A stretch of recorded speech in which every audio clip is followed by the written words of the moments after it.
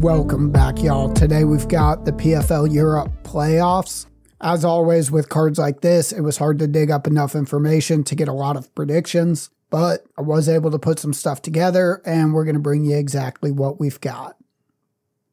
We're going to be starting off this card with Karolina Wojcik versus Paulina Wisniewska.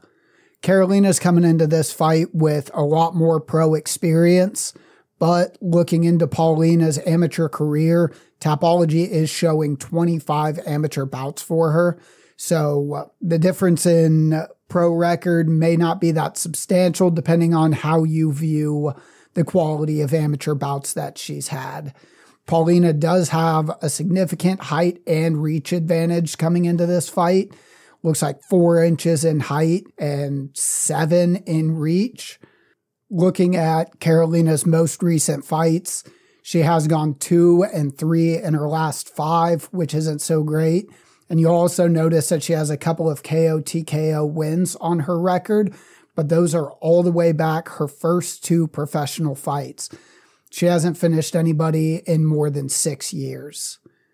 Moving on to the odds, Karolina is a favorite coming into this fight at -130, with Paulina coming back at +100 even money. The model is showing Karolina to be a much more favorable pick in this fight, but it's also going to be looking at the fact that Paulina only has 3 fights total.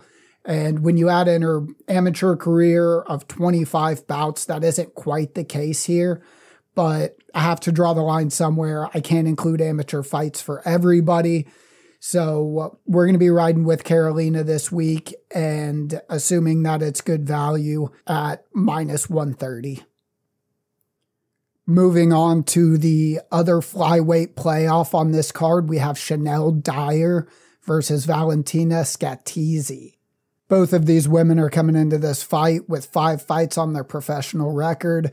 Shanelle is 5-0 with 4 KO/TKO finishes, while Valentina is 3-2, winning mostly decisions and not making it to a single decision in her 2 losses.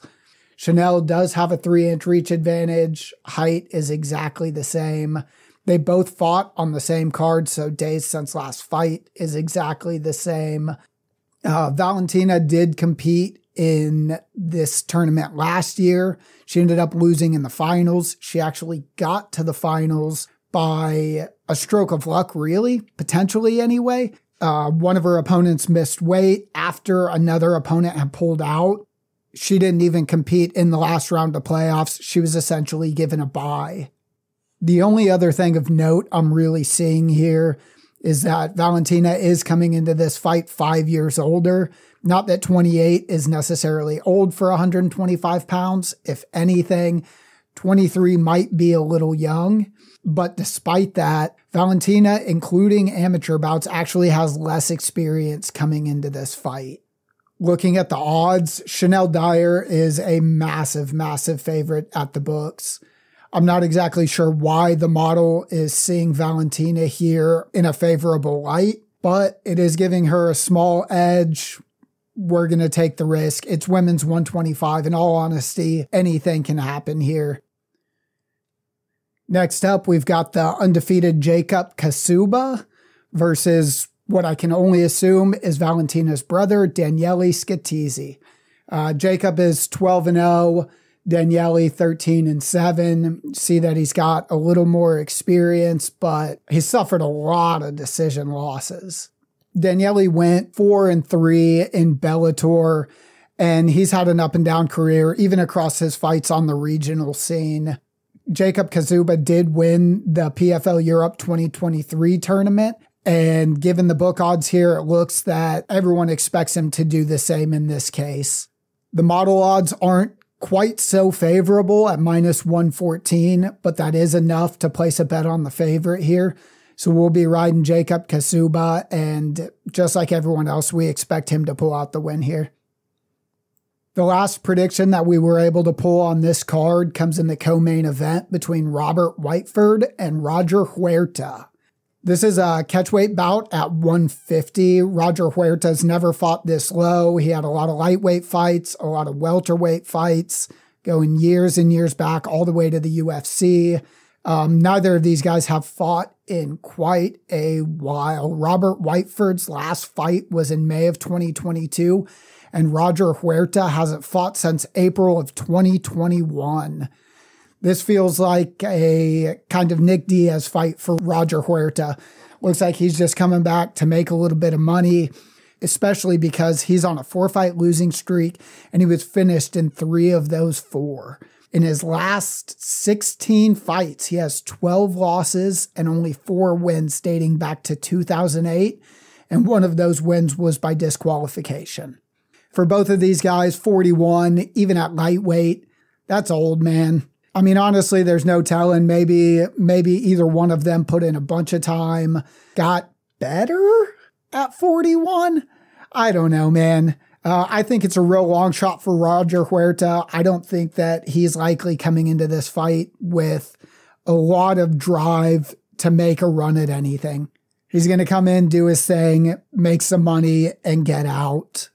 The books have Robert as a significant favorite here, minus 300. The model is not nearly as strong in this case at minus 116, but honestly, I couldn't imagine betting this one the other way.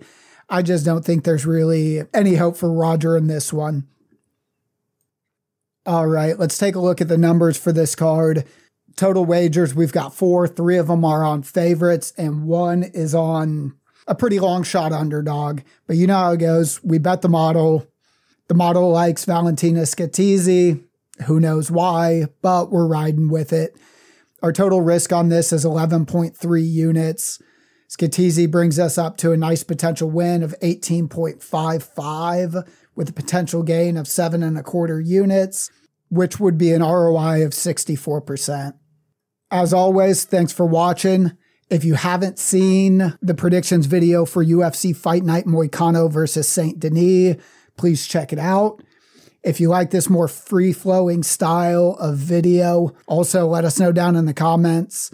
We're trying to make everything better, trying to improve consistently while still working on the numbers and all of the data collection in the background. Please like and subscribe if you haven't already, and good luck on all your bets this weekend.